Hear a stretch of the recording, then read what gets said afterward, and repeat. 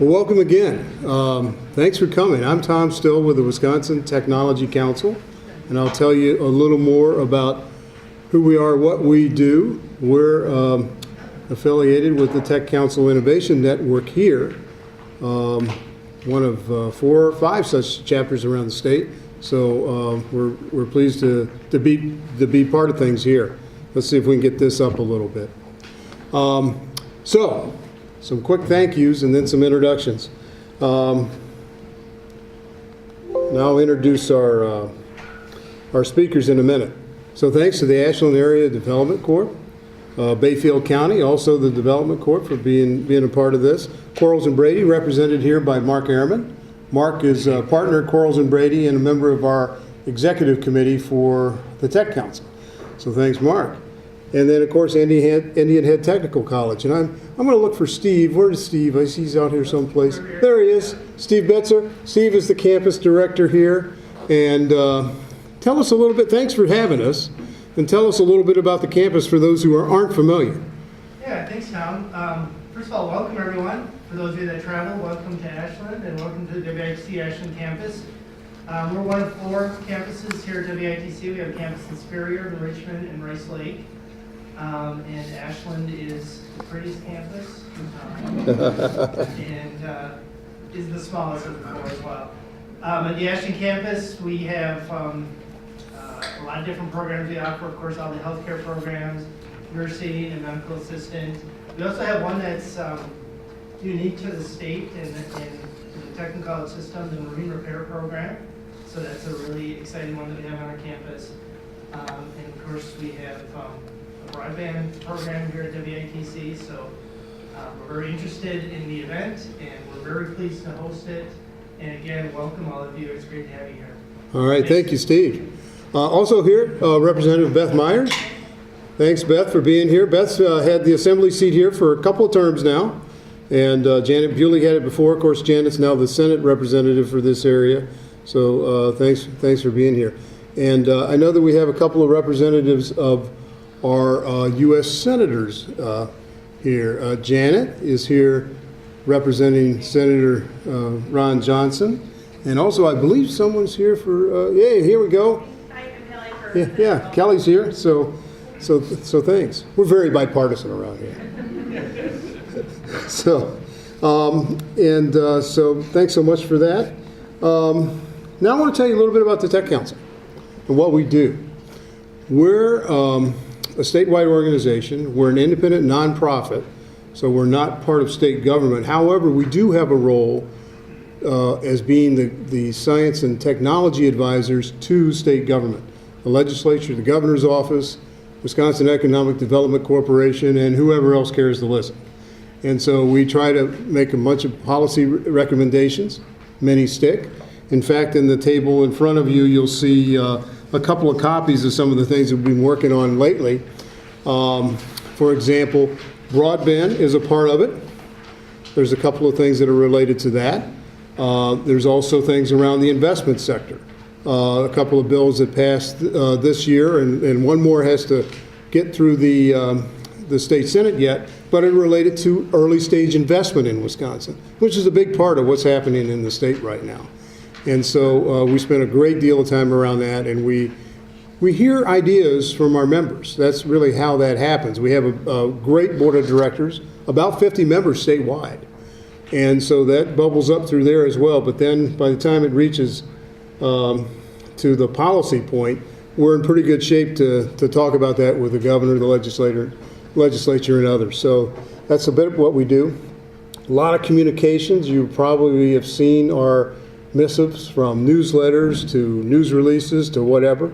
We have a lot of events, and we do some things too that are really around best practices, trying to connect entrepreneurs, investors, others in the sector who are doing some good things, and hopefully starting businesses. Because when you look at it at the end of the day, a great deal of growth, in fact, most net new jobs are produced by young companies. And so that's where we do spend a lot of our time. Here's some of our publications to get around to the policy side. I'll just talk you through this quickly. We did one in 2016 on the value of higher education in Wisconsin's economy. What does it mean to have the colleges, the private colleges, the tech colleges in the state. What does it add to the economy in terms of workforce and other value? Our white papers were a collection of our ideas in several main areas: investment capital, human capital, tech infrastructure, broadband is included in that, and some other areas that really relate to other policies that we talk about. And then our Wisconsin portfolio. That's our annual look at all of the angel and venture capital deals in Wisconsin. And that's, the good news is, that's been growing. The not so good news is we wish it was even more. And it's been, last year, for example, well, the last year that we published was in 2017, and for that year we reported 137 deals at about $276 million. So that's how much money had been invested in these kinds of startup companies, which range from software to life sciences to everything in between. And we think the next report will show a comparable figure, and so that's the kind of thing we help keep track of and make the point to policymakers and others that this is good for Wisconsin, and we need to get even better at it. So, some events that are coming up. Our Tech Summit is March 19th at GE Healthcare in Waukesha. I'll show you another slide in a minute that explains that, but think a giant speed dating event where major companies, in fact 18, will hold a series of 15-minute meetings with a variety of emerging companies. In fact, 84 applied. And so, you know, at the end of the day, the small companies and the major companies, they may be in the same sector, but they don't necessarily have the communications back and forth. They don't necessarily know, the emerging companies don't necessarily know who's leading those major companies. And so this is an effort to bring them together, some structured meetings, see what happens. Sometimes it leads to things. Just talking to somebody the other day, had $1 million investment out of one of these meetings. And sometimes it doesn't, but if you have that structure and you have it put together in a good way, that's what happens. Our Entrepreneurs Conference will be at Union South in June. This is where our Governor's Business Plan Contest, also listed there, culminates. We got about 200 entries this year. Our top 50 have been selected, and so we're looking forward to paring that down. We have judges from all over the state who work on that. Early Stage Symposium is an investor pitch event that takes place in November in Madison. I mentioned the Business Plan Contest. Our Yes Contest. The deadline for that's coming up, and I'll show you another slide on that, but that's a youth version of the Business Plan Contest. So if you know some young people, middle school, high school, who are interested in business as well as science, that's a good thing to get involved in. We have a summer event called Brew Bites and Bites. Our women reception is really focused on women entrepreneurs and investors, and we have a variety of networking luncheons around the state throughout the year, and this is one such example. These are some of our members. We are a membership organization, and so these kinds of folks are those who recently renewed or joined, and so it's a big part of what we do, and it really helps add voices to the policy agenda as well. This is a little bit of a calendar that shows you again when those are coming up. And here's part of the lineup for the Tech Summit at GE Healthcare. And you can see there's a lot of larger companies there that'll be really around to kick tires and talk to these emerging companies. Again, there were 84 that applied. And so it's a great matchmaking event, and we're really looking forward to it. Here's our Yes deadline is April 2nd. So again, for any possible educators or just people in the room who know smart young people, this is a good thing for them to enter. So, with that, I want to introduce Angie, and I'm going to come back to introduce our esteemed panelists as well. The topic today is broadband. We actually covered this with Angie and others just like a week ago in Madison, where we talked about the mix of possibilities around broadband these days and what's happening at the state level. Angie is, of course, State Broadband Director, which is part of the Public Service Commission, and she's in a really exciting time right now. She has a variety of grant applications that are in, including some from this area that the PSC is going to take a look at, and it's all about continuing that push to make broadband more available and deeper and richer across Wisconsin. Great announcement this week, in fact. Packerland Internet, right? Packerland Broadband in the Green Bay area, northeast Wisconsin, announced a partnership with Microsoft, which has actually a lot of roots in this state that people perhaps don't really know about. Brent Smith, their president, is from Appleton. Sadal Nadacha, their chair, is a UW-Milwaukee grad, so they know the state. They've been around, they like what they're seeing. And so that was a great announcement this week to help enrich what's going on in northeast Wisconsin.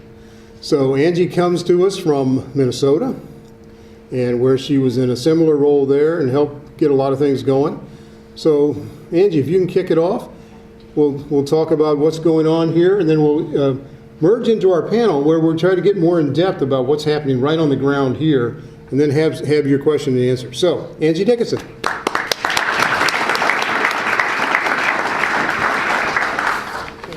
Thank you, Tom. Very good. Well, good evening. Isn't it a great night to talk about broadband? I mean, you think about all the other things you could be doing tonight. And isn't it fun that we get to be here and talk about broadband? We're totally speaking my language tonight, Tom. And I to start off by thanking Tom Still and the Technology Council for the wonderful work you've done across the state, helping to bring stakeholders together to have conversations like these. So I sincerely appreciate the work of you and your team. I know putting these events together just happened like that. So kudos to you and your team for that. Thank you. Like Tom mentioned, I am originally from Minnesota. I spent most of my adult life over in the Duluth area, so getting into the Ashland area is a bit like coming home for me, and feels a little bit more normal for me, I should say.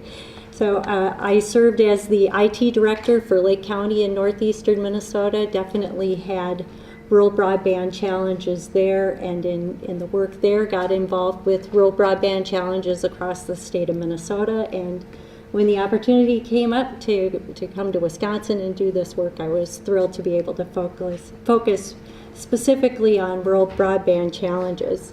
A little bit about our office. We are housed within the Public Service Commission.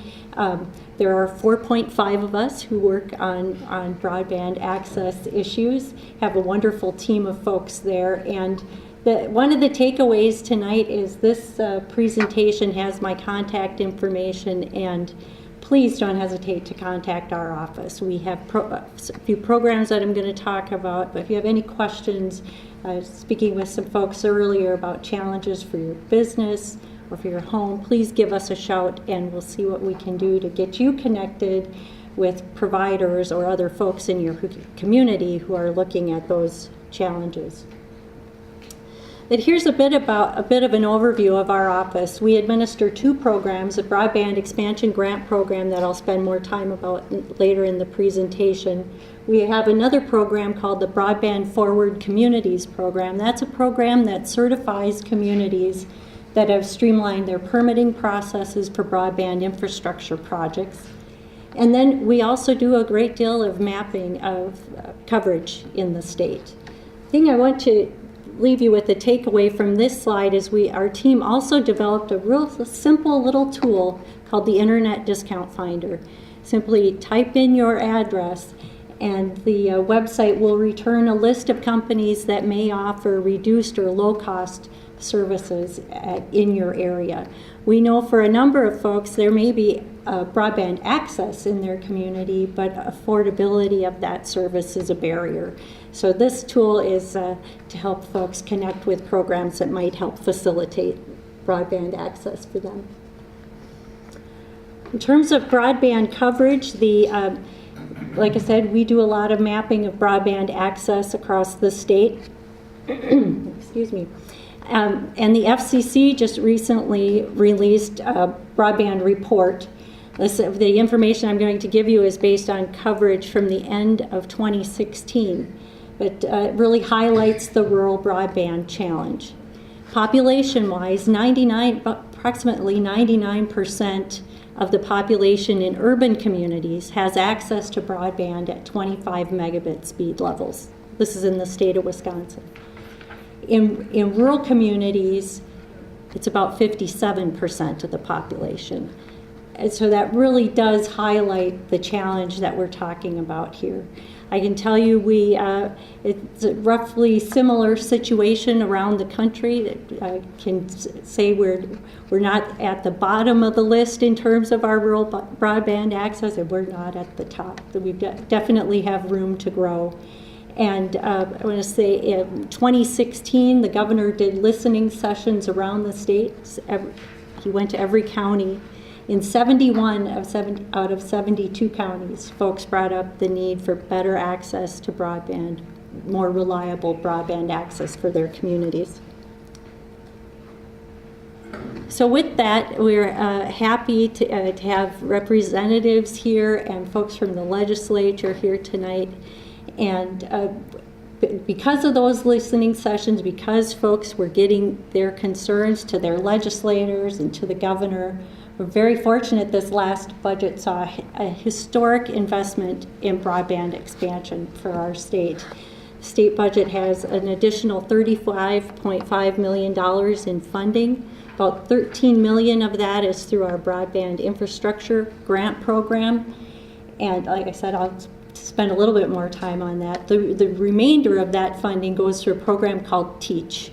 That's administered by the Department of Administration. It's Technology for Educational Achievement, and that's programs and funding for schools, hotspots that students can check out to take home with them, and Wi-Fi on buses are some of the initiatives that'll get funded through those programs.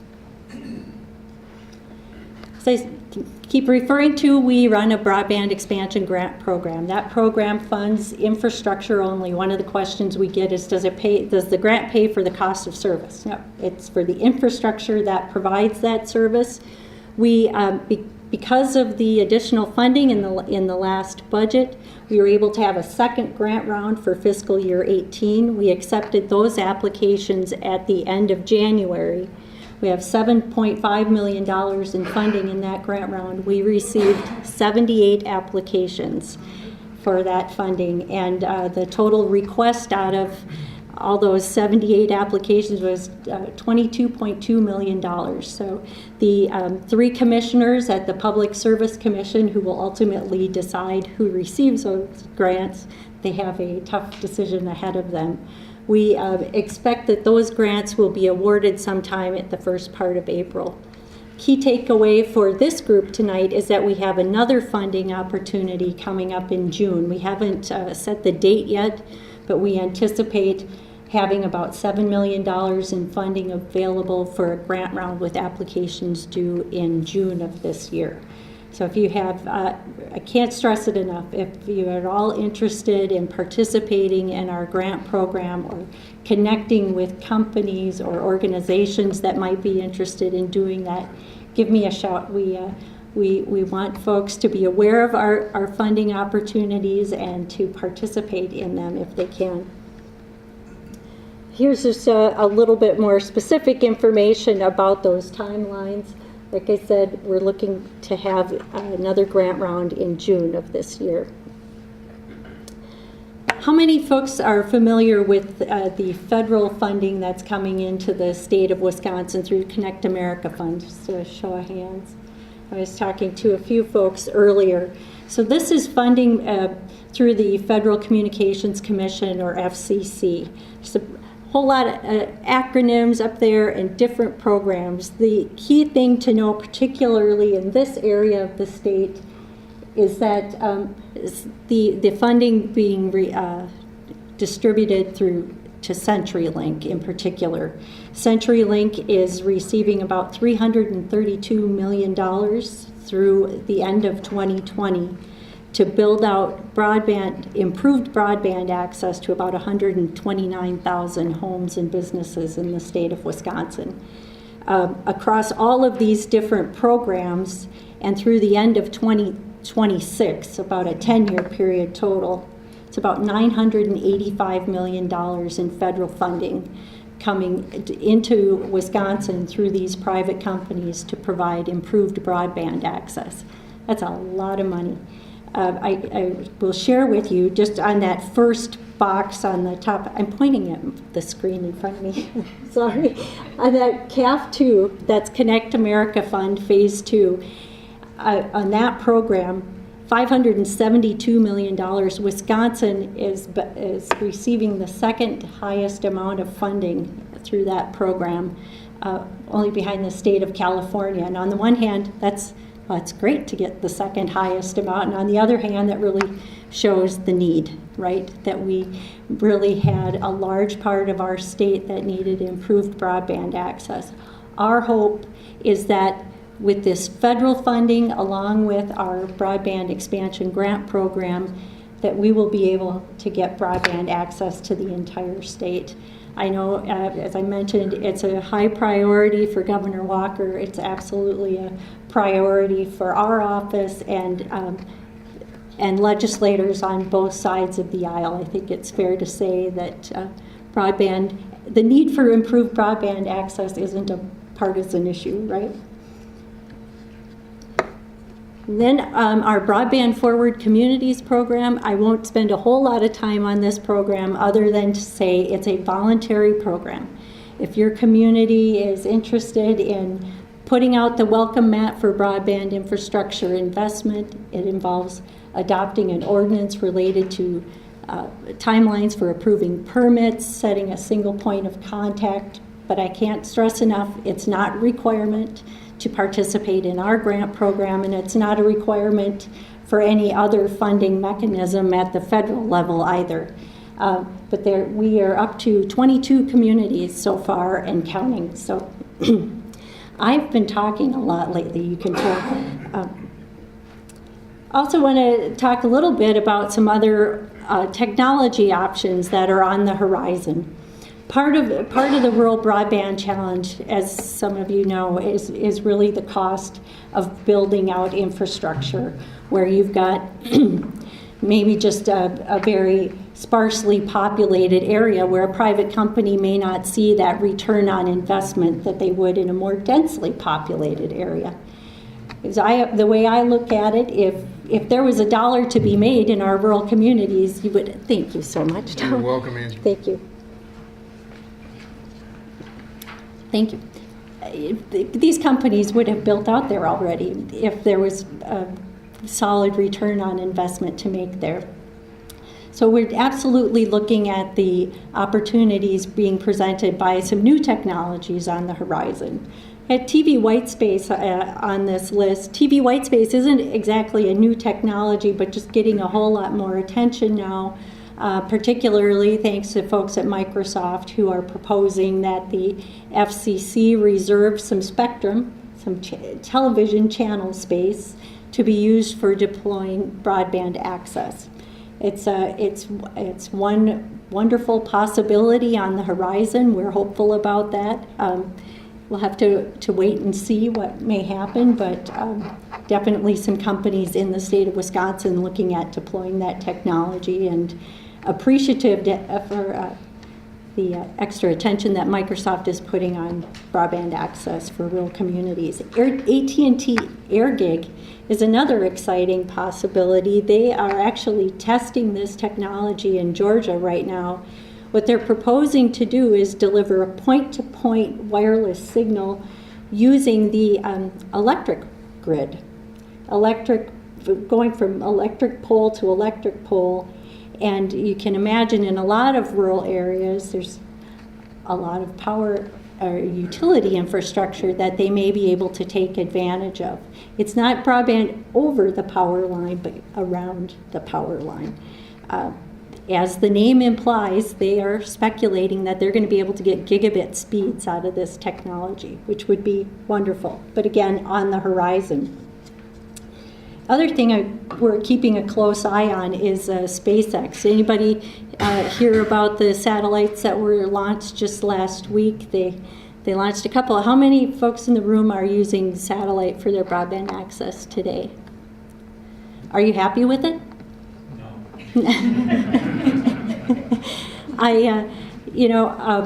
I'll share with you. So when my husband and I lived in Duluth for many years, and then we moved to a rural township between Duluth and Two Harbors. And I of course, was just shocked when I couldn't get the broadband service I wanted out there. And I remember looking at satellite at the time, and it just wasn't quite what I was hoping it would be.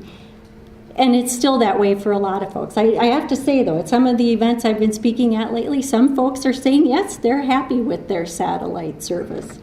What's interesting about what SpaceX and other folks are proposing to do is, right now with satellite service, there's what they call a latency issue with the time it takes the signal to go from your home into outer space. So they're proposing to launch thousands of satellites, essentially blanketing the globe with satellites so that they're in low Earth orbit, or they're calling them LEO, low Earth orbit satellites, so that there'll be more satellites and in closer proximity to Earth so that the latency won't be an issue, and hopefully getting higher speeds. We'll see. That sounds really promising to me too. Then there's Google Project Loon. They're proposing to launch giant balloons on the edge of the atmosphere, similar to a satellite option. We'll see. I don't know about that so much. But that's it for me. I don't want to take away too much time from the panel, and I will. Did you want me to? Yeah, please, Angie. Happy to take any questions afterwards. And like I said, please reach out to me if you want any additional information about our programs. Yeah. Thank you. All right, thanks, Angie.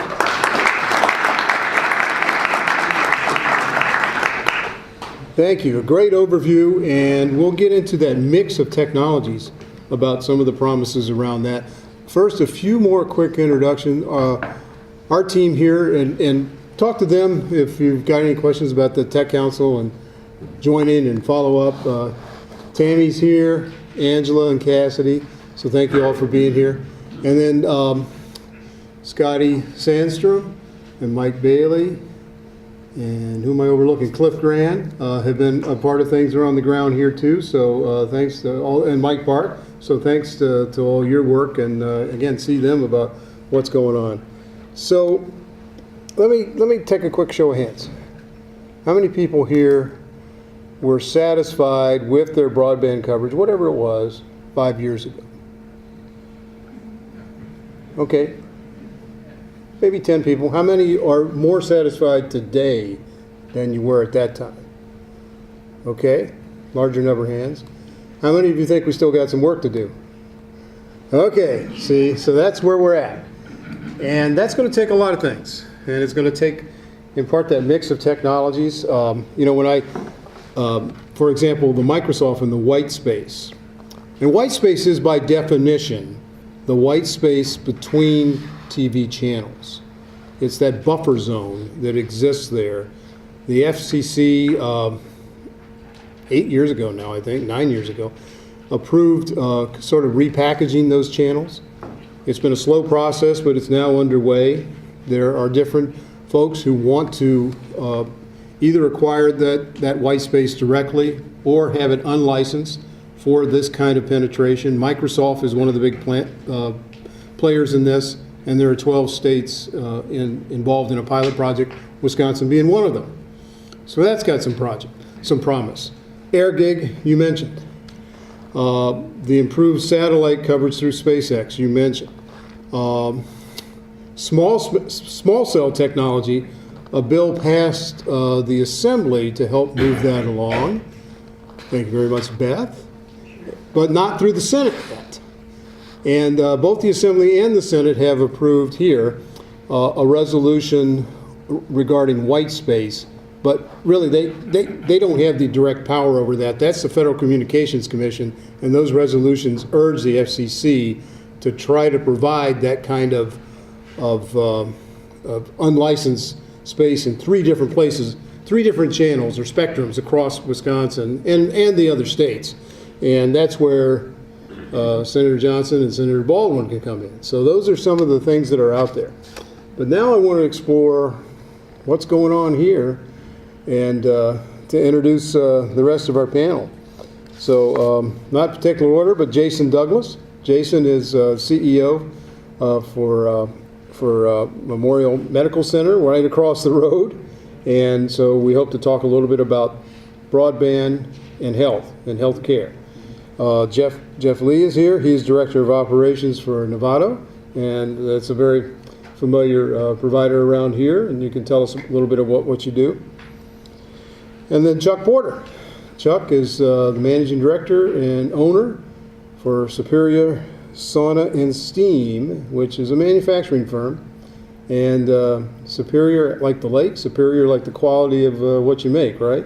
So it's a little bit... Originally it was Lake Superior, but I mean, what kind of stuff was superior quality?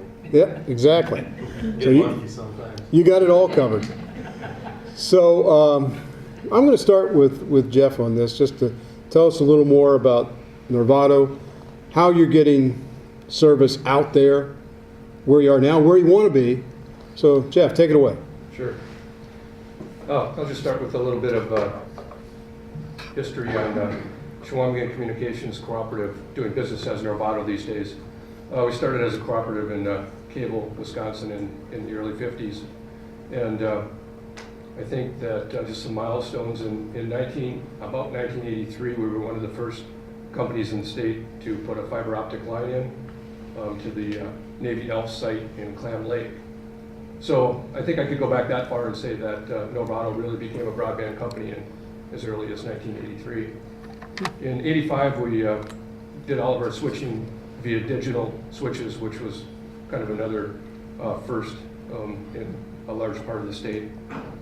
And then in 1996 came the internet, and we sat on a lot of boards in the state of Wisconsin and brought some of the first internet to definitely to north central Wisconsin, and actually northeastern Wisconsin, Ashland, Hurley, the Bay Area was underserved at that time. So very quickly we partnered with the schools in this area and brought the internet to them and let them resell it to individuals in those communities. So pretty much brought it to all of north central and northeastern Wisconsin.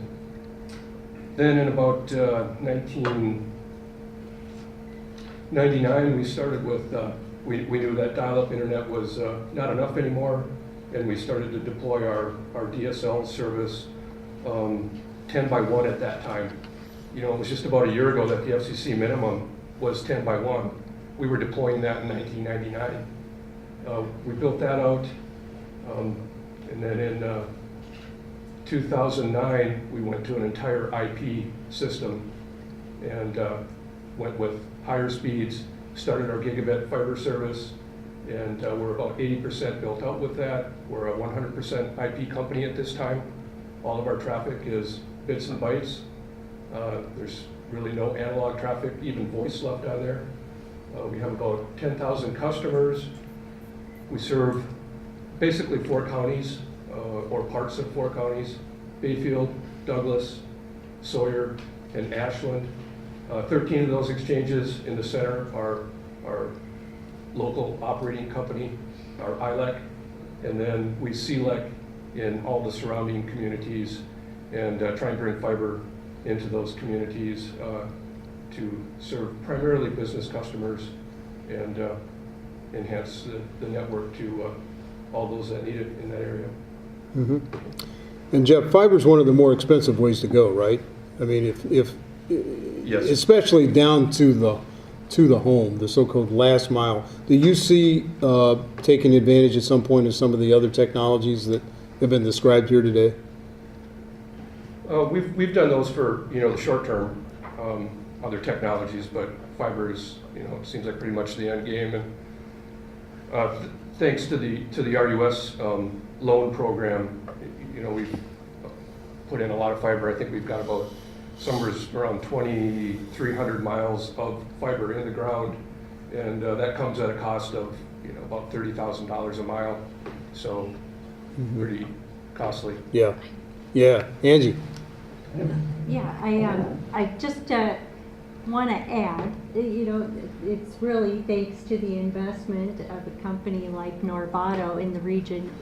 But I was visiting folks here in Bayfield County last summer, and Scotty Sandstrom asked if we could meet.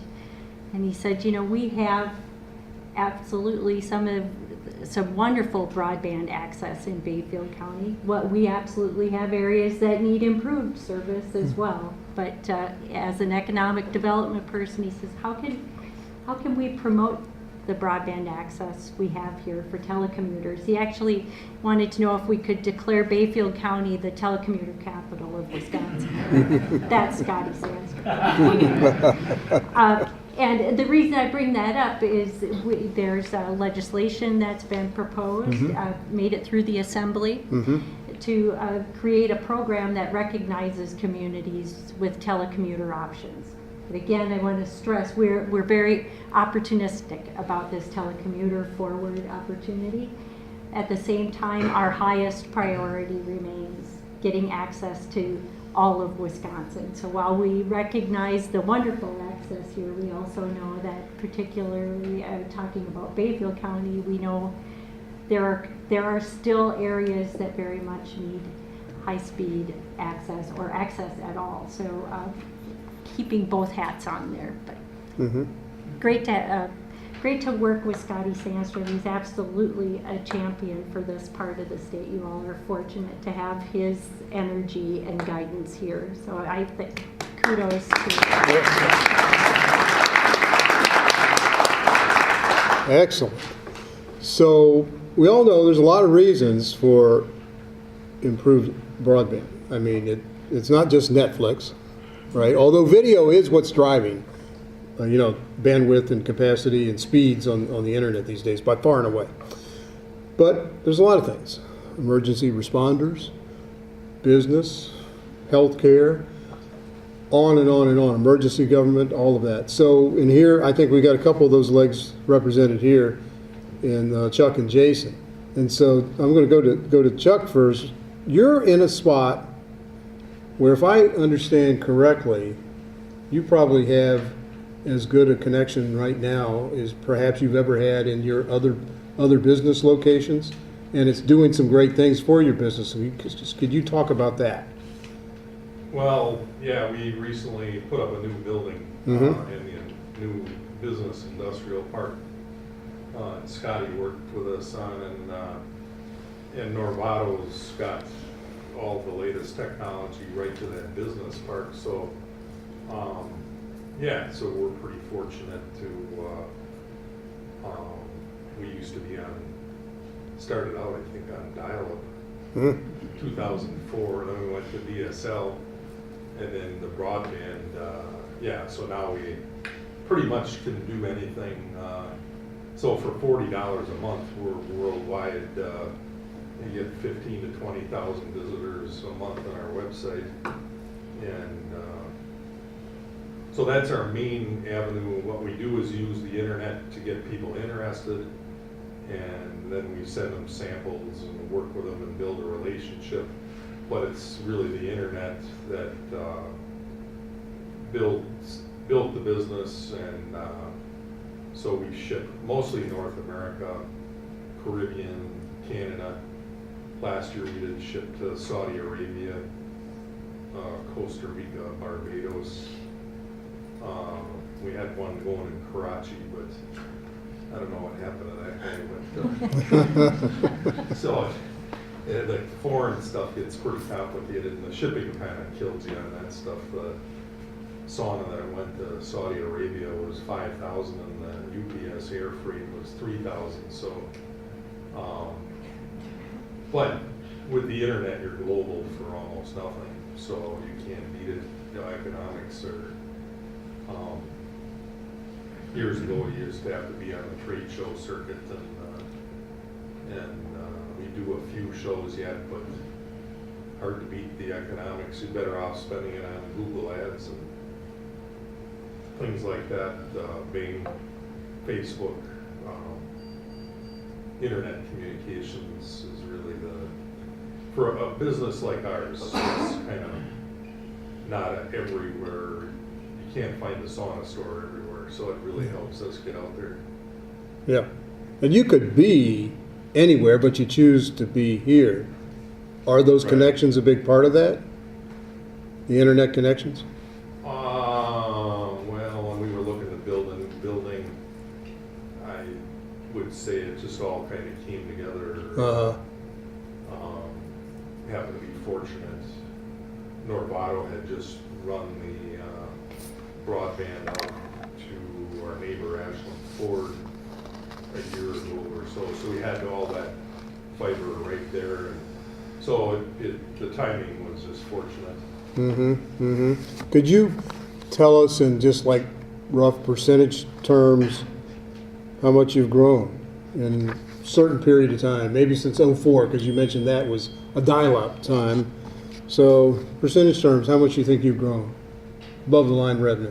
Well, in '04 we started at 0. Now we do $2.5 million a year. Great, So, yeah. great. All right, so that's a great base right there. I'm going to turn to Jason. Rural healthcare can be a challenge, right? You've got patients everywhere. You've oftentimes got providers kind of more scattered around. If you know, as it looks around the country, that's the pattern as well. And telemedicine and other ways to reach out are going to be a part of that. So what are you doing? Where were you, 5 years ago? To get back to that, where are you now, and where do you hope to be around some of those innovations? Sure. I'm just going to preface it by saying I might be a bit over my head sitting on this panel, and I only understood about 20% of what Jeff and Angie talked about. So I feel like I'm having a good day if I can turn the computer on, reply to email, and do those things. Perfect. It's really a foreign language. So just to talk about our capabilities, though, well, I guess a little bit more background. Memorial Medical Center is an independent 25-bed critical access hospital here in Ashland. We have a sister facility down in Hayward that provides the same scope of services with some senior services. We also provide behavioral health. I think the way that technology and having access to broadband, and I think now more reliable access to broadband, it's made access to care more timely, but it's also expanded our ability to connect with other providers, as you've mentioned, specialists and subspecialists that we wouldn't have had access to before. And I think the thing that has changed is we can now have nurses make these connections, whereas before you had to have technical folks come, set devices up, get things ready, and move, whereas now we've got clinical folks that can plug in fairly quickly and have access to specialists down in the Twin Cities, Duluth, or really anywhere for that matter, to get the appropriate care to the patient that we need to get it to. Yeah, so it expands your reach into areas where perhaps you don't necessarily have on-site expertise, but you can reach those folks. Yeah, good example. Telestroke is an exciting development for us in this last year. It's not uncommon for a stroke patient to come into the emergency room, but we're limited in what our knowledge and capabilities are as a small rural provider. But the beauty of having broadband access is we're on a connection with a stroke neurologist at Alina Health at United Hospital down in St. Paul. So within minutes, the EMS usually notifies us on their way in that they've got a patient coming in with stroke symptoms. We begin to actually hear an overhead page, stroke alert. Our team assembles, they get that equipment ready. That team is assembled to begin providing care the second that patient walks in the door. Got it. So they can initiate getting the CTs, getting all the diagnostic work done, getting the patient on the TV in front of the stroke neurologist so he or she can begin their assessment to determine how progressive that stroke has gone and whether or not we can initiate medications to begin dealing with the stroke, or does that situation require a transfer to another facility that requires intervention. So it's beautiful because every minute matters in a stroke, and the sooner that you can start to implement some of those medications to reduce the clotting, the better chance we give our patient at having a successful outcome.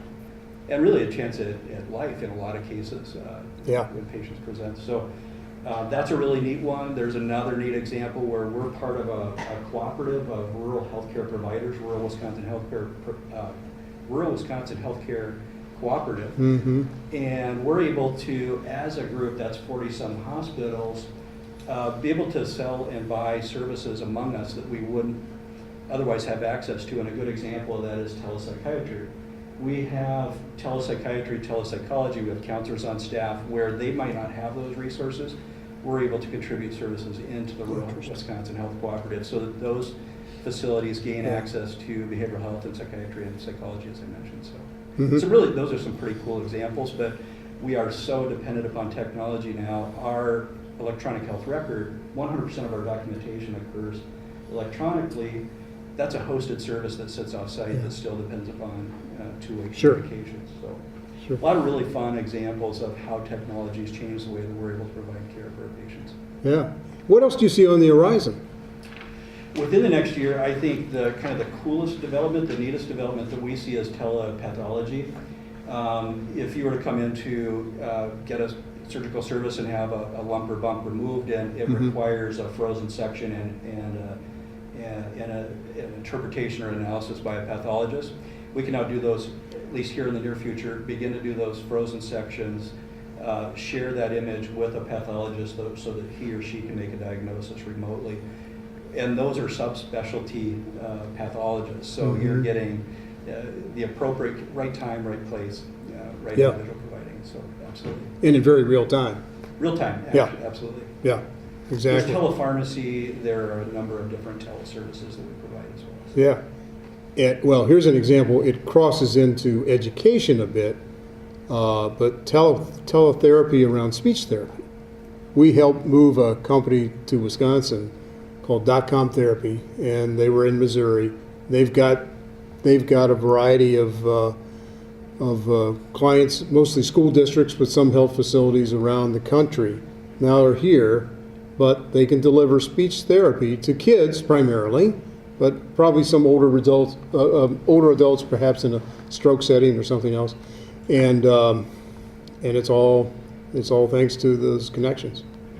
Yeah, and you're more efficient as a provider because you're not having to get on the road and drive and go to different locations to provide that care. So really you become a much more efficient provider if you're able to provide from one location to outlying areas. So. Yeah, and not every school district, for example, can afford to hire a full-time therapist. They might have to share on that.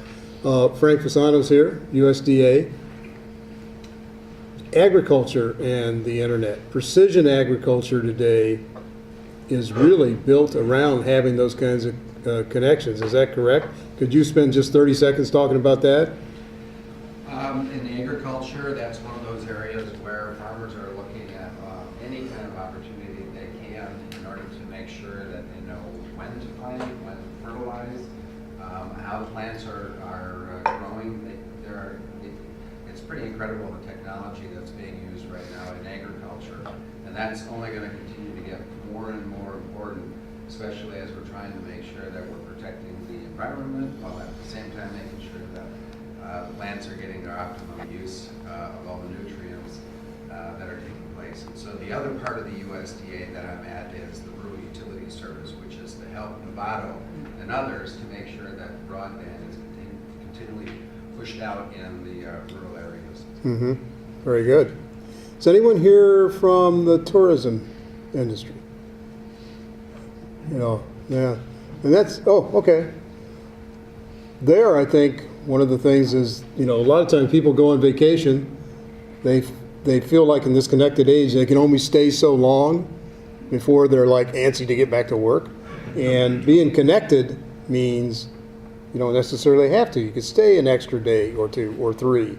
And that's where everything I've seen has been important to the tourism industry in Wisconsin. Angie, you got some thoughts on that? Well, absolutely. I know Secretary Klett and her team at tourism have invited me to participate in some of the tourism events around the state, and talking to folks here tonight. I mean, we were just chatting earlier, and a number of us just checked into hotels here in Ashland. What's the first thing you do? What's the Wi-Fi password? Right? And regardless of whether you're on vacation or on the road for work, you want to be connected. You want to be connected with your office, with your family. You want to watch a video on Netflix. Whatever it might be, folks want to be connected even when they're away from home, and maybe even more so. So for tourism, again, I go back to some of the things that Scotty's talked to me about in terms of of folks visiting this part of the state. And I could tell you when I lived in northeastern Minnesota, we were singing the same tune. If you're coming up here for the weekend, stay an extra day. Maybe stay for the summer. Maybe telecommute from here. Maybe you really, really just love to live here. Maybe move your business here. We've got business parks with gigabit fiber. Spend more time here. But again, it's that first barrier of the access. And so for our tourism folks, absolutely a priority. Or maybe move to Scotty Sandrum's telecommuting center of the universe. Yes, that's right. So, and I want to have your questions for this great panel, and so think about those for a second. But let me ask Angie, kind of a naughty one that seems to me, as we navigate different things, legislature, various other bodies, one of the hardest things about getting access, in addition to cost, that's always out there, but it appears to be a variety of local rules and regulations, and sometimes some at the state level, that are perhaps sort of in favor of some incumbent technologies or in things that are already in place, and they can be hard to chip away at. What are your thoughts on that, especially from the PSC angle? Well, from the PSC angle, even though we're a regulatory agency, we don't regulate broadband providers. So that's one piece of it. I think for communities and for the state as a whole, in this last budget, the state asked the DNR and Department of Natural Resources, Department of Transportation to waive some of the fees for broadband infrastructure permits for right-of-way.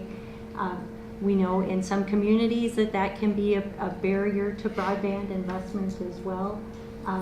But I can tell you in working with a lot of small rural communities around the state, folks are putting out the welcome mat for investment. They're like, come and build here.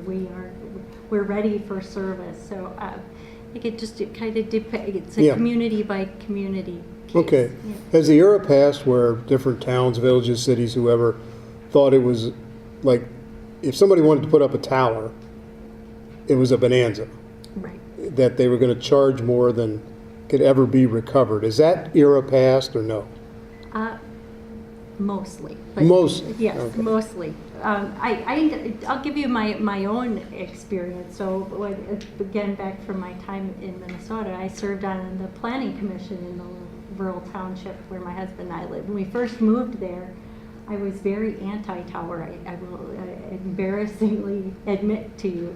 I didn't want to look at a cell tower from my beautiful rural property, but it didn't take long before I realized that my cell phone really didn't get a signal, and I would have given access to my property for a tower. So that's kind of how things go. It's a little bit of perspective, right? Sure. It's evolved. So your thoughts, questions? Anybody here? Yeah. Let's see. Yeah. Yes, sir. Jim Miller with Congressman Duffy's office. And are you Oh, still good. finding difficulties? You mentioned DNR right away. The U.S. Forest Service, are they still giving you guys, giving providers guff about right away through the National Forest? I heard CenturyLink had a complaint that they're having a service fee run per mile across the National Forest.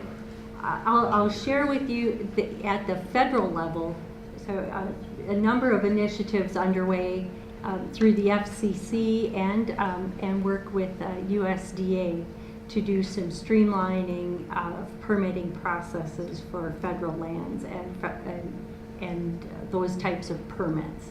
I actually serve on a working group at the FCC that supports the work of a group called the Broadband Deployment Advisory Committee, and they're looking at ways that we can create new laws, perhaps, that will make it easier for these networks to be constructed.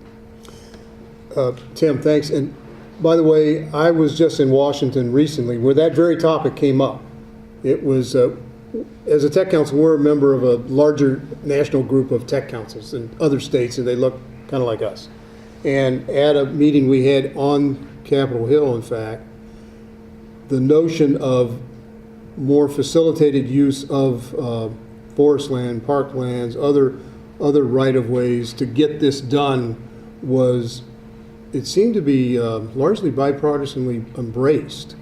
We heard it from everything, including the FCC itself. It seems counterproductive that we would, as taxpayers, we would give money to fund CAF to the project, and then the Forest Service can charge us again to get that money back to run access across land that we own as taxpayers. Yeah. Interesting, but that is another pathway, and especially, for example, things like air gig, Right. where there might be existing power lines already in some of those areas, could be a part of it. Others, questions, thoughts, comments? Is cybersecurity an issue that you're dealing with, or is that a separate issue? It's not an issue that our office is particularly focused on, but absolutely. I will tell you, our state CIO would say cybersecurity is absolutely an issue. The more things that get connected, the more vulnerabilities there are, right? And then discussions about the Internet of Things and just more points of entry for folks who are looking to do mischievous things over the Internet. So, Jeff, do the providers do anything with that, or is that more of a user's problem? No, we do actually, and we, get to be the police sometimes actually to enforce it, where we have to actually shut people down that don't necessarily even know that they're maybe putting out a denial of service attack. They just know that their internet's slow, and that's part of the reason is they may have launched an attack. And it didn't used to be quite so critical, but now with the bigger pipes, those denial of service attacks that people don't even know that they're launching because they have a virus or something on their computer or a bot, they've got such big pipes that they can really hurt the network and take it down. So we're in the midst of putting in a software-defined network right now, high capacity, and that's just one of the big concerns that we want to try to be, like everyone providing that service, be proactive so we can shut those down before they actually clog up the pipes and cause a problem, but it's a real problem. Great question. I mean, for the Internet of Things to truly work, it has to be an Internet of secure things. And so that I think is taken across a variety, placed across a variety of platforms. One, and maybe Jeff could fill you in on this a little more technically, one thing that has promise is blockchain, which is a way of connecting a variety of small servers in different ways that's been used in the financial industry. It's actually the basis for Bitcoin. Not that I'm going to buy any, but it's got far greater potential than that to help in cybersecurity. What else do you see on the horizon, Jeff? Yeah, it's devices like that. It's similar to that, maybe caching servers, or it's just trying to tighten up the networks. And, Yeah. and even though they're global, we need to control them from a regional standpoint. So, Are there two or three things you might tell people in this room that you tell your customers about how to protect themselves from cyber attacks? I mean, definitely, number one is antivirus software on your devices, and it's even one that hasn't been really thought about a whole lot is our mobile devices that we all have. Most people are pretty much aware of antivirus software on desktops for sure, and laptops now, but it's mobile devices, it's every other device that you have in your house. And usually we ask somebody how many devices they have in their house, they'll say 2, 3, 4, and once they really do the counting, might have 8, 10, 20 devices, and how many of those have antivirus software on them? Maybe a couple. Yeah, okay. Yeah, Scotty. Chuck, perhaps you mentioned this earlier and I missed it, but I was dancing around taking some pictures. But you mentioned we're all over the world, you sell your products. Could you mention exactly, the percentage of what you do that is online that is just integral to your business? Well, pretty much if we're leaving Ashland, I would say 5% of our business is local or comes from our billboards or local advertising. It's 95% internet.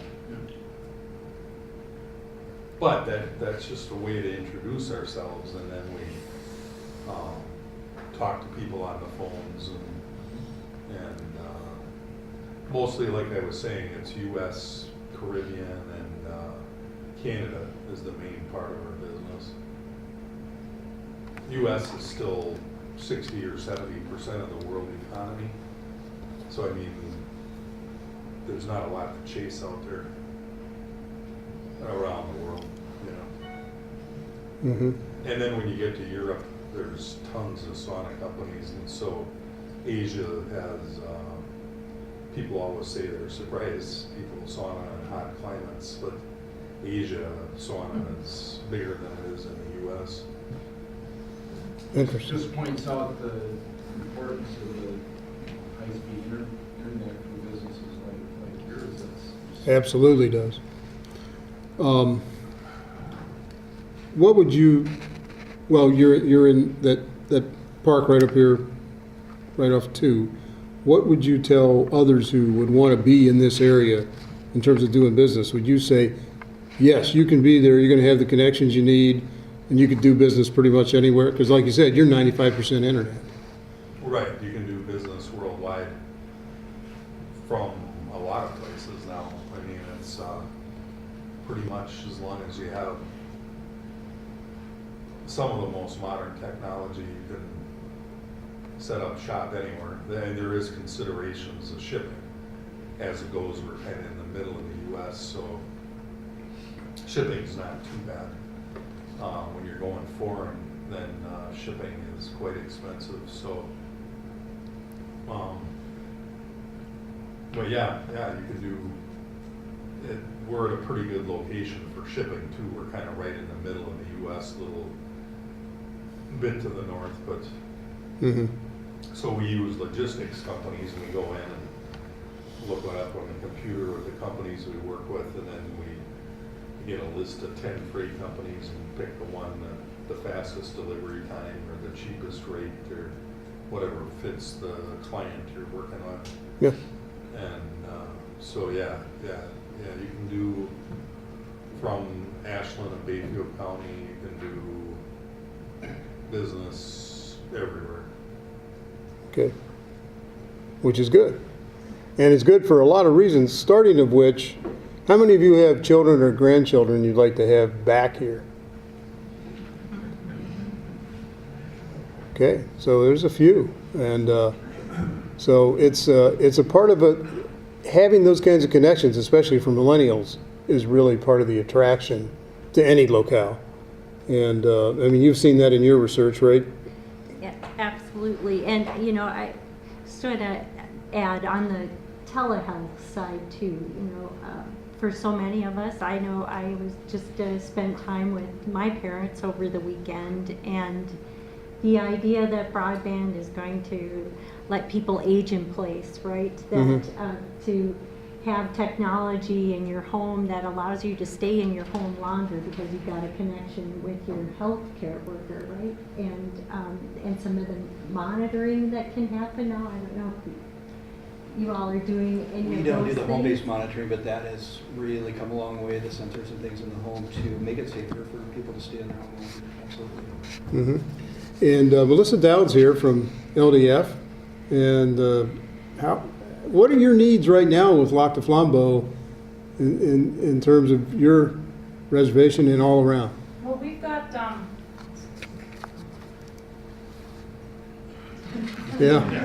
my name is Melissa Dowd. I'm a tribal member from Lac du Flambeau, 20-year Army veteran, and worked in banking and all this in finance and that sort of thing all my life.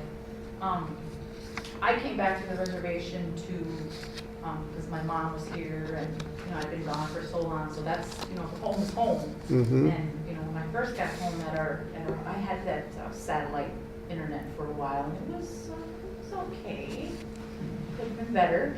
And then when I moved to a different home, they didn't even have DSL out there, like the line. And then there were like about 12, 15 homes out there. I'm like, does nobody out here have internet? And like, it was like, what is going on? I felt like I was like in a twilight zone. So finally we got Frontier is our main provider, and we got some DSL and everything up there, and it's working okay. I think we need to have faster speeds. Yeah. My main concern for the reservation, and not only just the Great North Woods, is the speed of the internet. I think about kids that are in school. You talk about how many devices you have in your home. I had like kids that were going to high school and needed access to the internet. And then my husband and I were both in college. We needed access to the internet. When 4 of you are on there, then it's, you get the little spinny guy, and you're just, you're frustrated. One of the initiatives I kind of incorporated in Lac du Flambeau was we had like a new library person take charge. And our education department, I said, you guys can't just be open during the day. I said, you got kids all over the reservation where they might not even have internet, and they got to get their homework done. So they started opening up some of those places where kids have access to go to do that. So what else? Yeah. And then we for those of you that don't know, Joni Theobald was a huge part of our broadband initiative a few years back, and then it kind of became dormant. I don't know exactly what's going on with that, but I also serve on the Grow North board. I don't know if anyone here is from Grow North. Nope. Okay. I don't think so. So I'm on the workforce development committee of that board, and also kind of jumped on board to do the broadband thing, because I know it's such a need up north, not just in Lac du Flambeau, not just for the tribe, but all of the surrounding communities. So my goal here is to have everyone, if we could just share emails and internet, we could become the powerhouse of up north to try to get those monies that, below Highway 8 and really make some things happen up here. So that's just part of what's going on in Lac du Flambeau. Thank you for your time. Yeah. All right. Thanks very much. Good. So other questions or thoughts? I know we're close to closing time here. Yes, sir. I'm wondering about this recent change in the regulatory climate under the sort of buzzword or umbrella of net neutrality.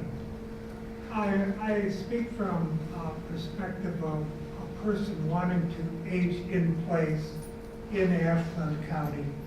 I appreciate the business development potential of all you say.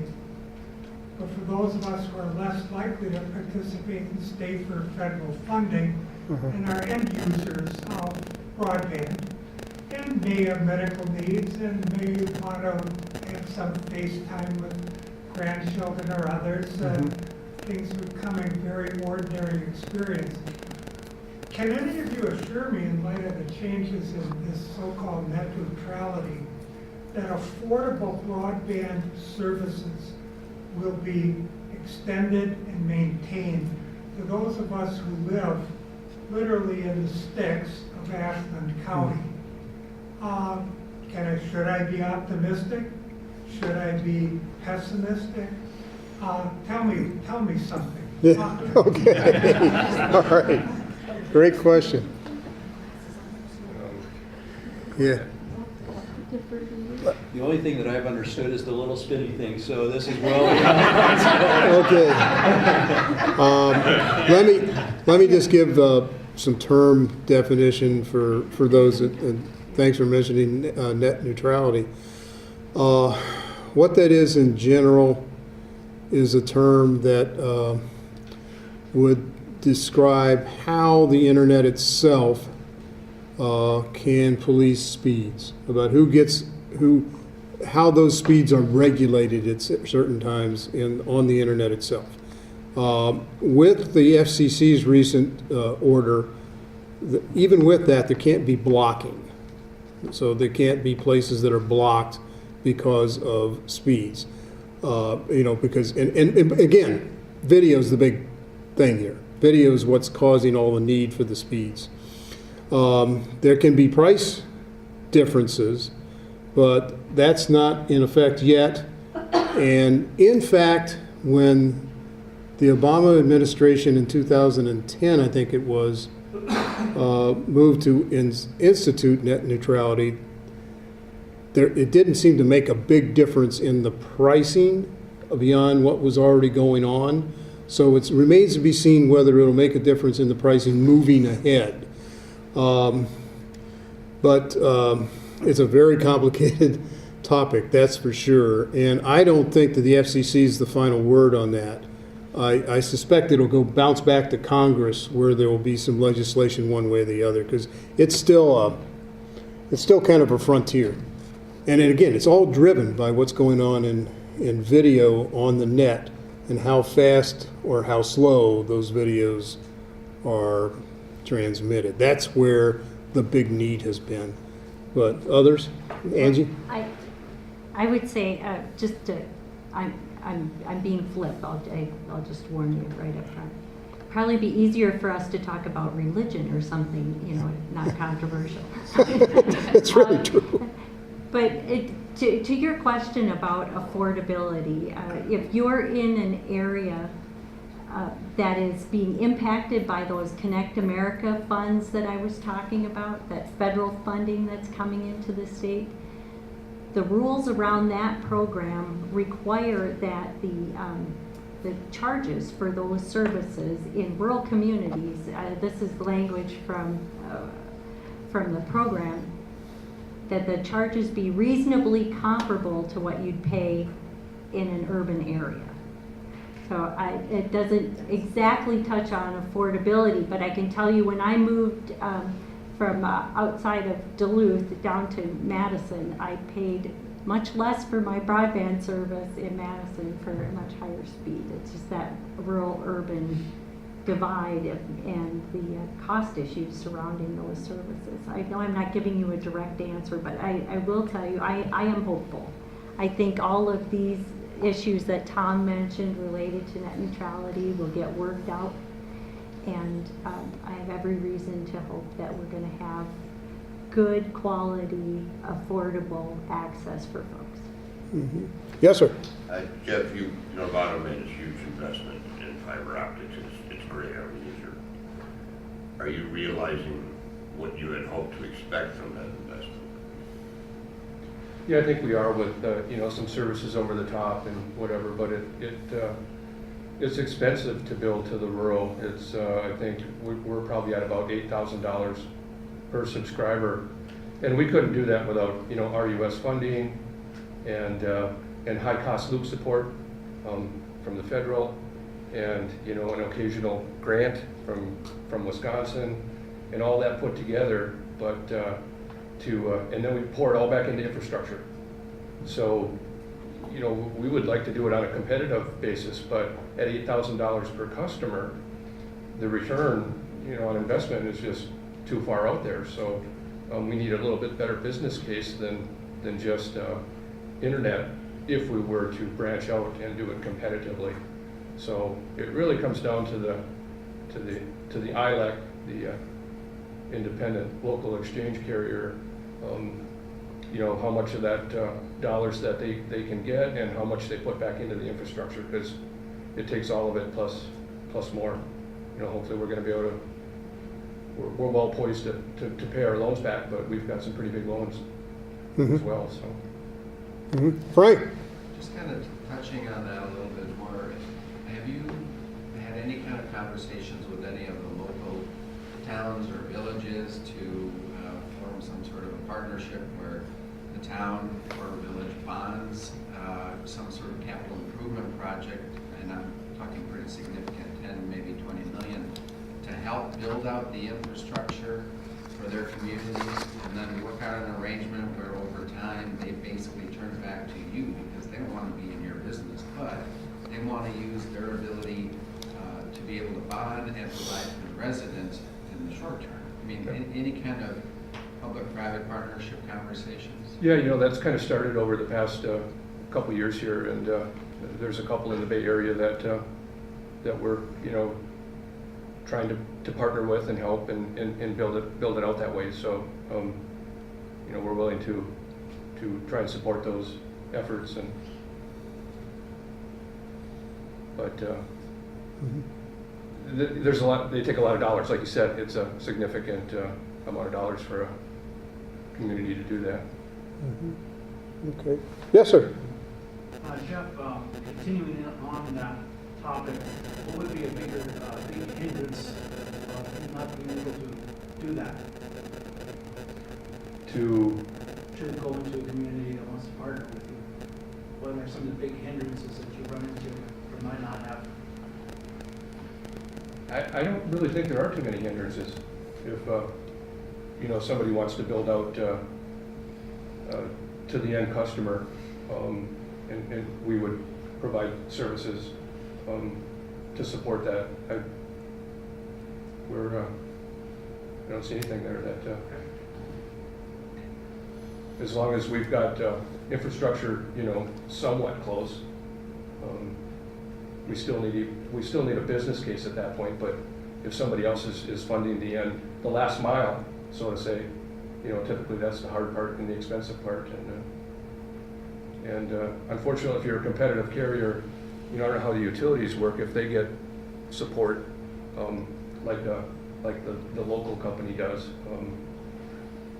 That's part of it. You're not going to have that support that an independent local exchange carrier has. To me, the rural needs support, whether it's a highway, an airport, whatever. It's not going to stand on its own in the rural like it will in a city. Okay. Yes, sir.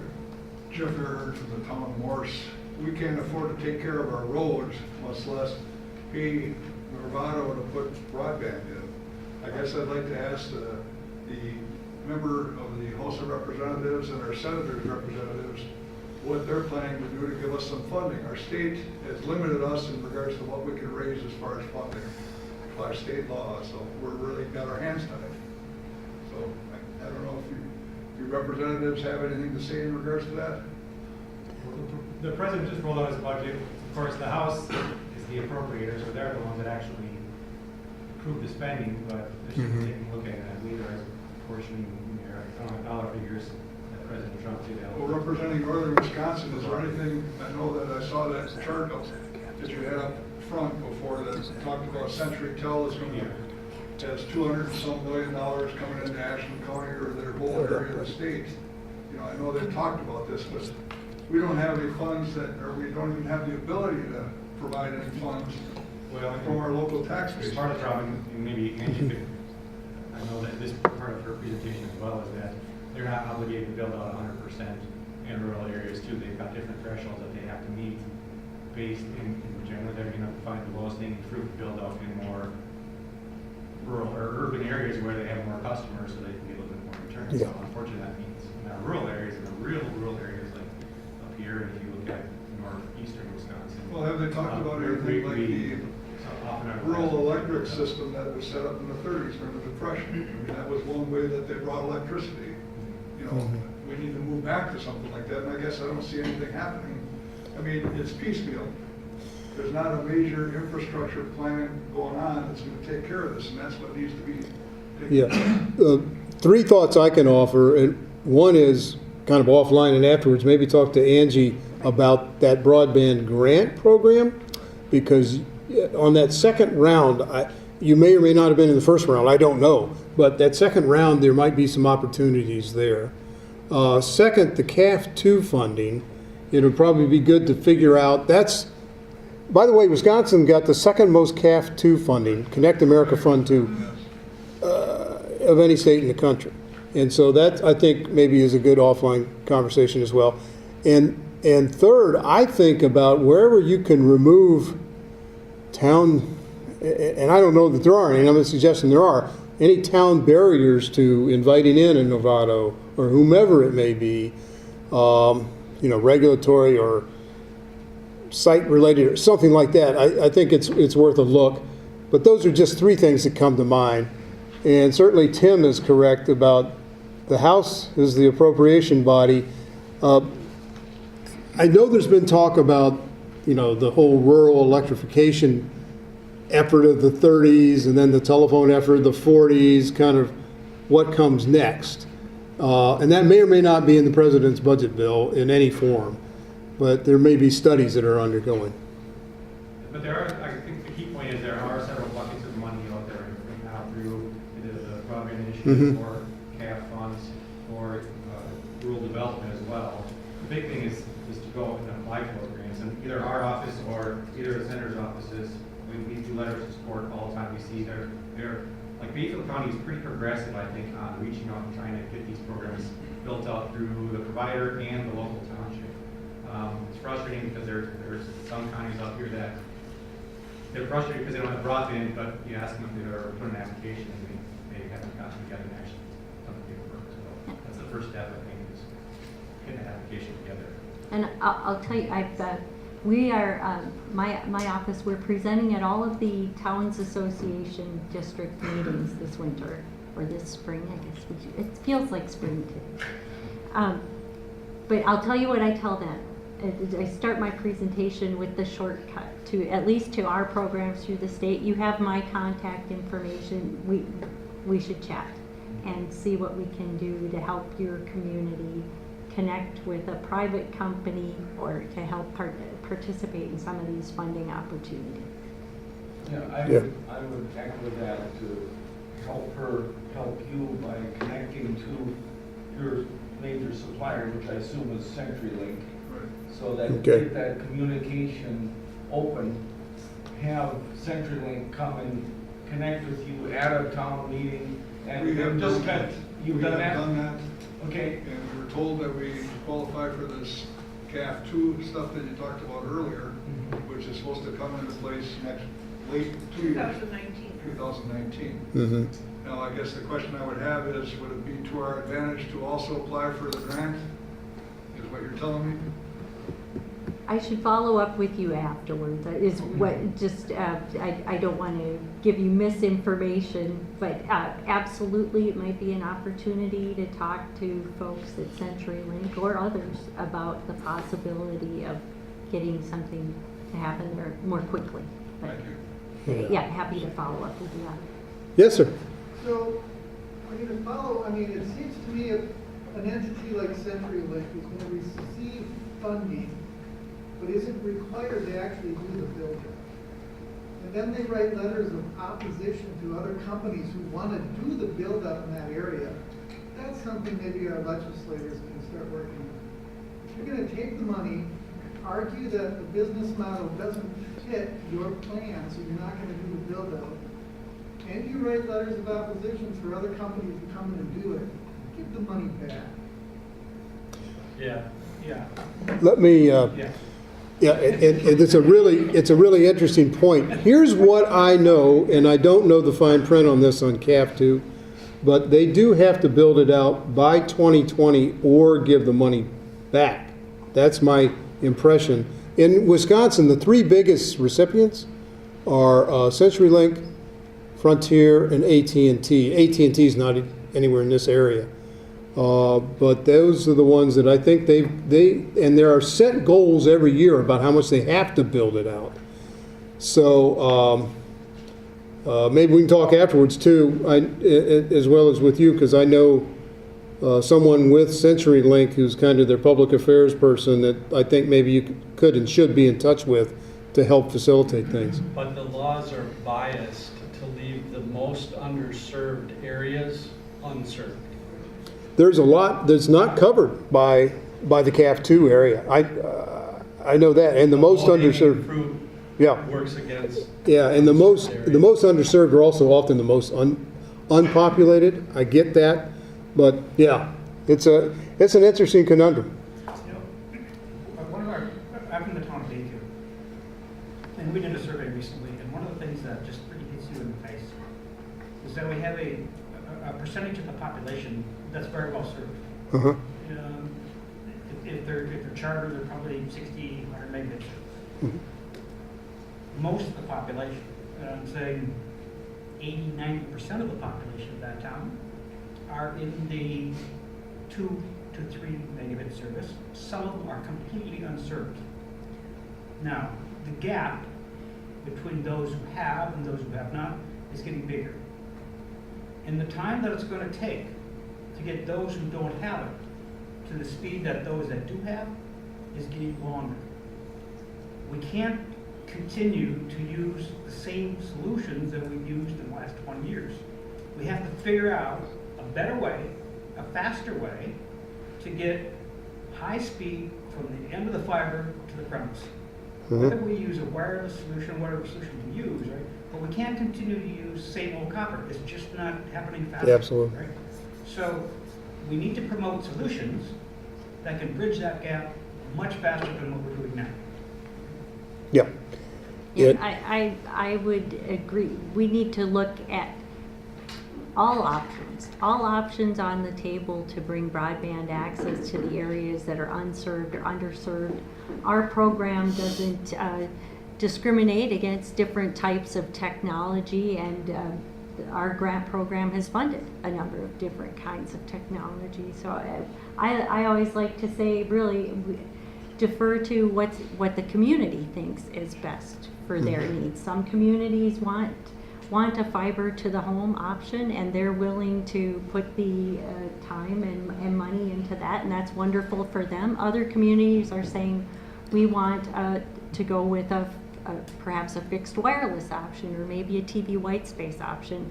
In my mind, that comes down to local leadership at the community level and what folks are interested in doing there. And that's the exciting thing right now. Those options, at least technically, are out there.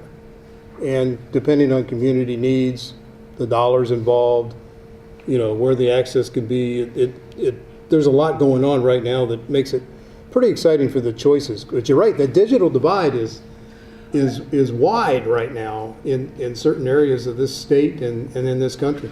I guess what I would like to comment this on is I would like to see more of a precedence for the funding. There's $7.5 million going toward solutions that can speed up the narrowing of that gap. Okay? Not solutions that are continuing what we've been doing for the last 20 years. Does that make sense? Yeah. I hear you. And I think that's the legislative intent, is that this 36 million in state dollars is going to be targeted pretty much that way to try to speed that up. The applications are certainly seem to be from high need areas. Absolutely. They're a priority factor. Our whole grant program is driven by state statute. So the decisions that the commissioners at the Public Service Commission make related to scoring or ranking applications are all based on language and statute. And some of that language does absolutely give a priority to areas that are underserved. Yeah. Good. All right. Closing question, Joe. I'm a hospice volunteer, and I also keep up on the aging in place, which is big in Bayfield, and big in our entire Chequamegon area. But when you talk about telemedicine, I can begin to see all sorts of possibilities for not just the medical, but the reaching out to what you can do in your home, what you can learn to do in your home if you're the only person there. I imagine the transition might be difficult because you're talking about, we've got quite an aged population here, aged retirees, and it would be a little difficult to get them to see the way that it works, the knobs. But do you see possibilities there? Yeah, I mean, we talked about sensors and things that allow people to stay longer, but even just some of the monitoring that occur, whether it be blood pressures, peak flow meters, things like that, that help folks understand if they're entering into CHF, if they're entering into a COPD exacerbation or breathing. So there are things that I think we can use to help folks recognize signs and symptoms earlier and get them the care that they need. I'm a board member of Regional Hospice. We're doing some remote documentation with laptops in the field. So I think we're starting to quickly use technology in the field better. We're working with the city of Ashland on a paramedicine program where paramedics go for specialized training, and when we have a discharge from the hospital, they're able to follow those patients into the home, provide documentation back to the physician, back to the organization to say, so-and-so's got their medications, they're living in a safe environment. We feel like we've made the appropriate kind of touch points in the home to ensure that they're going to be able to stay in the home safely. So there's some really kind of creative ways that we're using technology in the field to, again, we want to reduce the cost, increase the patient experience, and help folks stay in their homes much longer. If they're out of the hospital, the cost of healthcare altogether goes down. And even the social aspects as well. Hmm. The loneliness. Oh, that sure, I sure. wanna fix this Oh, thing. that's a great idea. Volunteerism, absolutely. If there were some video connection from a volunteerism standpoint, that would be a really cool and creative idea. Great idea. Okay. All right. Quickly, because we're pressing the time limits here. I'm Gail Heck with UW Extension's Broadband and E-Commerce Center, and that's actually one of the things that I'm working on right now. Good. Is we're working with the Bader Foundation, and their intent was to take a look at how can technology help seniors stay in their home longer. And certainly the initial trigger or the carrot that we say with seniors is that connection to family and friends. And we know from the research that that connection helps with health issues, mental health issues, physical health issues, if they're connected. But we have 2 pilot communities actually up in the northern region here. Price County, we're working with Flambeau Hospital and Marshfield Clinic. They're looking at their home health and hospice is looking at how can we expand and take some of this coverage into the home. We're also working with the town of Manitowish-Waters. And we're looking at trying to make this, we know access is really important, but we also know from some of the things that are out there, even the city of Madison, just because you build it doesn't mean they'll come. We have to help folks realize why they should adopt, especially seniors. It's sometimes a little trickier, but healthcare issues are a major trigger. I could maybe go home if I could be monitored in my home.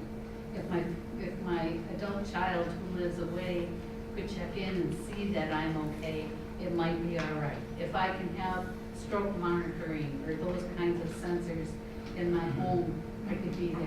So that's one of the things we're taking a look at. Bader is helping us fund that project. We have the 2 communities we're working with. If you're interested in talking, I'd love to, chat with you, looking at where we might go. But really looking at healthcare is probably that next place we put a lot of effort in, because healthcare in seniors is tremendous concern. We're all aging, and how is that going to make an economic impact? It's not just on that senior, but it's on the healthcare facility. They can put their effort into delivering service faster, more efficient, more cost-effective, and it benefits all of us as taxpayers if we're all accessing that in a more efficient and cost-effective manner. So we're real excited about the work. We're trying to make it things that the whole community gets involved. It becomes part of the water. Our businesses learn how to engage seniors in that technology when they go to the clinic, instead of just handing the card, here you can check your records, showing them how, helping them. How do we work with the hospital and home care agencies? How do we work with banking? So that's part of what we're doing, and I think it's real exciting. Okay. I'll take that as a benediction. All right. Well, thank you all. Thanks to Steve and Bambi and the hospitality of Indian Head Tech. Thanks to folks like Scotty, the czar of telecommunicating, and everyone else for being here. I know that some of our panel members can perhaps stay and answer some questions, as can we. So thank you so much.